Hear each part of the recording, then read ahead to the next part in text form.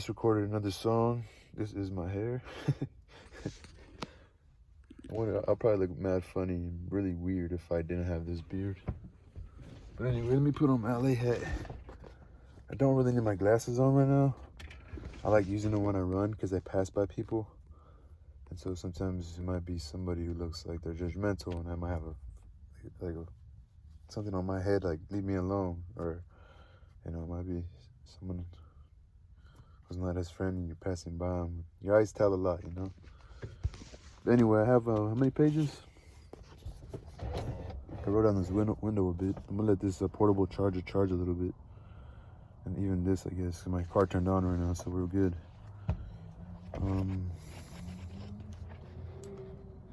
So we're on page 158, chapter.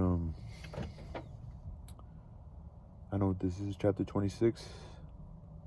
So we have about nine chapters left. So we're on chapter 26, XXV, 10, 10, 20, V5, one line is 6, so XXV1. About noon the next day, the boys arrived at the dead tree that had come for their tools. Tom was impatient to go to the haunted house. Huck was measurably so also, but suddenly said, "Looky here, Tom, do you know what day it is?" Tom mentally ran over the days of the week and then quickly lifted his eyes with a startled look in them. "My, I never once thought of it, Huck." "Well, I didn't either, but all at once it popped onto me that it was Friday. Blame it, a body can't be too careful, Huck. We might have got into an awful scrape tackling such a thing on a Friday. Might better say we would. There's some lucky days maybe, but Friday ain't. Any fool knows that. I don't reckon you was the first that found it out, Huck." "Well, I never said I was, did I? And Friday ain't all neither. I had a rotten bad dream last night. Dreamt about rats." "No. Sure sign of trouble. Did they fight?" "No." "Well, that's good, Huck. When they don't fight, it's only a sign that there's trouble around, All we got to do is look mighty sharp and keep out of it. We'll drop this thing for today and play. Do you know Robin Hood, Huck?" "No, who's Robin Hood?" "Why, he was one of the greatest men that ever in England, and the best. He was a robber." "Cracky, I wished I was. Who did he rob?" "Only sheriffs and bishops and rich people and kings and such like, but he never bothered the poor. He loved them. He always divided up with them perfectly square." "Well, he must have been a brick." "I bet you he was, Huck. Oh, he was the noblest man that ever was. There ain't any such man now, I can tell you. He could lick any man in England with one hand tied behind him, and he could take his U-bow and plug a 10-cent piece every time, a mile and a half." "What's a U-bow?" "I don't know. It's some kind of a bow, of course, and if he hit that dime only on the edge, he would sit down and cry and curse. But we'll play Robin Hood. It's noble fun." "I'll learn you." "I'm agreed." So they played Robin Hood all that afternoon now, and then casting a yearning eye down upon the haunted house and passing a remark about the morrow's prospects and possibilities there. As the sun began to sink into the west, they took their way homeward, athwart the long shadows of the trees, and soon were buried from sight in the forests of Cardiff Hill. On Saturday, shortly after noon, the boys were at the dead tree again.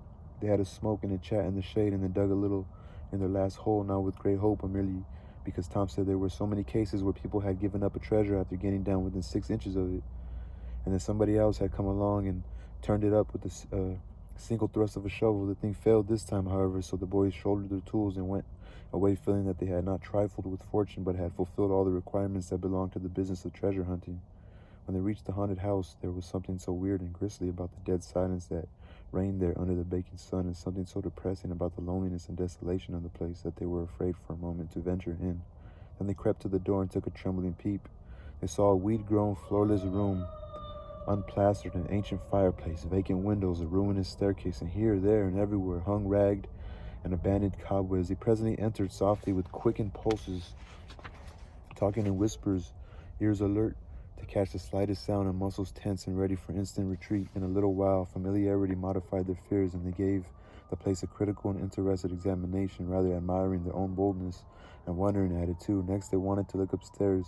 This was something like cutting off retreat, but they got to daring each other, and of course there could be one result. They threw their tools into a corner and made the ascent. Up there was the same signs of decay. In one corner they found a closet that promised mystery, but the promise was a fraud. There was nothing in it. Their courage was up now, and well in hand. They were about to go down and begin work when, "Shh," said Tom. "What is it?" whispered Huck, blanching with fright. "Shh, there, hear it?" "Yes." "Oh my, let's run." "Keep still, don't you budge. They're coming right toward the door." The boys stretched themselves upon the floor with their eyes to not holes in the planking, and lay waiting in a misery of fear. They've stopped. No, coming. Here they are. Don't whisper another word, Huck. My goodness, I wish I was out of this. 2 men entered, each boy said to himself. There's the old deaf and dumb Spaniard that's been about town once or twice lately. Never saw the other man before. The other was a ragged, unkempt creature with nothing very pleasant in his face. The Spaniard was wrapped in a serape. He had bushy white whiskers, long white hair flowed from under his sombrero, and he wore green goggles. When they came in, the other was talking in a low voice. They sat down on the ground, facing the door, and with their backs to the wall, and the speaker continued his remarks. His manner became less guarded and his words more distinct as he proceeded. No, said he, I thought it all over. I don't like it. It's dangerous. Dangerous, grunted the deaf and dumb Spaniard to the vast surprise of the boys. Milksop. His voice made the boys gasp and quake. It was Injun Joe's. There was a silence for some time, then Joe said, What's any more dangerous than the job up yonder? But nothing come of it. That's different. Away up the river so, and not another house about. 'Twill never be known that we tried anyway, long as we didn't succeed. Well, what's more dangerous than coming here in the daytime? Anybody would suspicion us that saw us. I know that, but there weren't any other place as handy after that fool of a job. I want to quit this shanty. I wanted to yesterday, only it weren't any use trying to stir out of here, with those infernal boys playing over there on the hill right in full view. Those infernal boys quaked again under the inspiration of this remark and thought how lucky it was that they had remembered it was Friday and concluded to wait a day. They wished in their hearts that they had waited a year. The 2 men got out some food and made a luncheon. After a long and thoughtful silence, Injun Joe said, Look here, lad. You go back up the river where you belong. Wait till you hear from me. I'll take the chances on dropping in to this town just once more for a look. We'll do that dangerous job after I've spied around a little and think things look wild for it. Then for Texas, we'll let it together. We'll leg it together, like we'll travel together. So this was satisfactory. Both men presently fell to yawning, and Injun Joe said, I'm dead for sleep. It's your turn to watch. He curled down in the weeds and soon began to snore. His comrade stirred him once or twice and he became quiet. Presently the watcher began to nod. His head drooped lower and lower. Both men began to snore. The boys drew a long, grateful breath. Tom whispered, Now's our chance. Come. Huck said, I can't. I'd die if they was to wait. Tom urged. Huck held back. At last Tom rose slowly and softly and started alone, but the first step he made wrung such a hideous creak from the crazy floor that he sank down almost dead with fright. He never made a second attempt. The boys lay there counting the dragging moments till it seemed to them that time must be done and eternity growing gray. And then they were grateful to note that at last the sun was setting. Now one snore ceased. Injun Jones sat up, stared around, smiled grimly upon his comrade whose head was drooping upon his knees, stirred him up with his foot and said, Here, you're a watchman, ain't you? All right, though.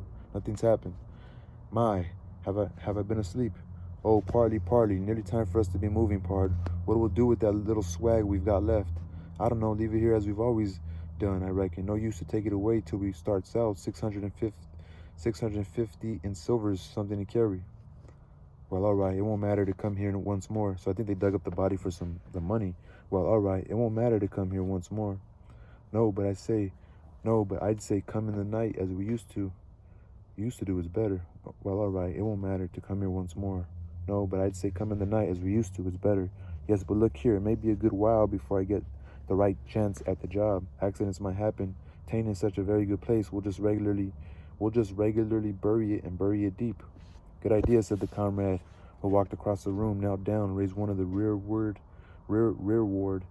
hearthstones, and took out a bag that jingled pleasantly. He subtracted from it $20 or $30 for himself and as much for Injun Joe and passed the bag to the latter, who was on his knees in the corner, now digging with his bowie knife. The boys forgot all their fears, all their miseries in an instant. With gloating eyes, they watched every moment. Luck. The splendor of it was beyond all imagination. $600 was money enough to make half a dozen boys rich. There was treasure hunting under the happiest auspices.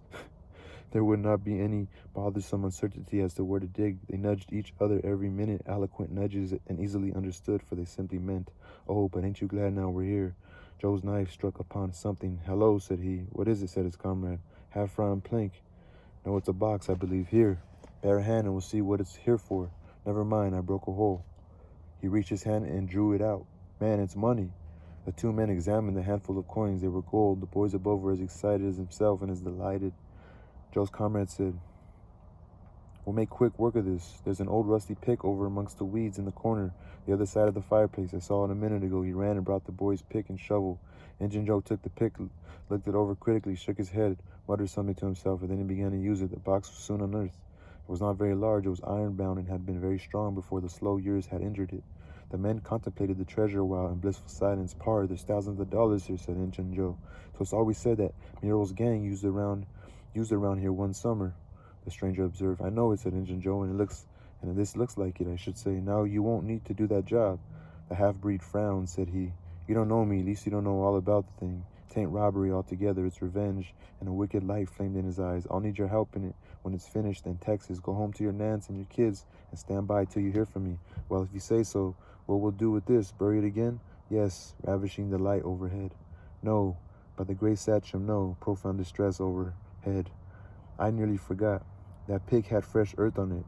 The boys were sick with terror in a moment. "What business has a pick and a shovel here? What business with fresh earth on them? Who brought them here? And where are they gone? Have you heard anybody, seen anybody? What? Bury it again and leave them to come and see the ground disturbed?" Not exactly. We'll take it to my den." "Why, of course. Might have thought of that before. You mean number 1? "No, number 2, under the cross. The other place is bad, too common." "All right, it's nearly dark enough to start." Injun Joe got up and went about from window to window, cautiously peeping out. Presently he said, "Who could have brought those tools here? Do you reckon they can be upstairs?" The boy's breath forsook them. Injun Joe put his hand on his knife, halted a moment, undecided, and then turned toward the stairway. The boys thought of the closet, but their strength was gone. The steps came creeping up the stairs. The intolerable distress of the situation woke the stricken resolution of the lads. They were about to spring for the closet when there was a crash of rotten timbers, and Injun Joe landed on the ground amid the debris of the ruined stairway. He gathered himself up, cursing, and his comrade said, "Now what's the use of all that? If it's anybody, and they're up there, let them stay there. Who cares? If they want to jump down now and get into trouble, who objects? It will be dark in 15 minutes. And then let them follow us if they want to. I'm willing. In my opinion, whoever of those things in here caught a sight of us and took us for ghosts or devils or something. I bet they're running yet." Joe grumbled a while, then he agreed with his friend that what daylight was left ought to be economized in getting things ready for leaving. Shortly afterward, they slipped out of the house in the deepening twilight and moved toward the river with their precious box. Tom and Huck rose up, weak but vastly relieved, and stared after them through the chinks between the logs of the house. Follow, not they. They were content to reach ground again without broken necks, and take the townward track over the hill. They did not talk much. They were too much absorbed in hating themselves, hating the ill luck that made them take the spade and the pick there. But for that, Injun Joe never would have suspected. He would have hidden the silver with the gold to wait there till his revenge was satisfied, and then he would have had the misfortune to find that money turn up missing. Bitter, bitter luck that the tools were ever brought there. They resolved to keep a lookout for that Spaniard when he should come to town, spying out for chances to do his revengeful job and follow him to number 2, wherever that might be. Then a ghastly thought occurred to Tom. "Revenge? What if he means us, Huck?" "Oh, don't," said Huck, nearly fainting. So that's Tom saying, "Oh shit, what if the revenge is us, Huck?" Huck's like, "Oh, don't." And he was always saying, he's kind of like, "Oh, don't say that shit." They talked it all over, and as they entered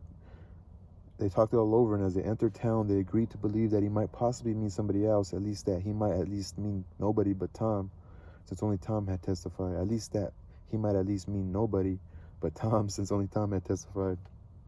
Very, very small comfort it was to Tom to be alone in danger. Company will be a palpable improvement, he thought. So that was the end of chapter 26.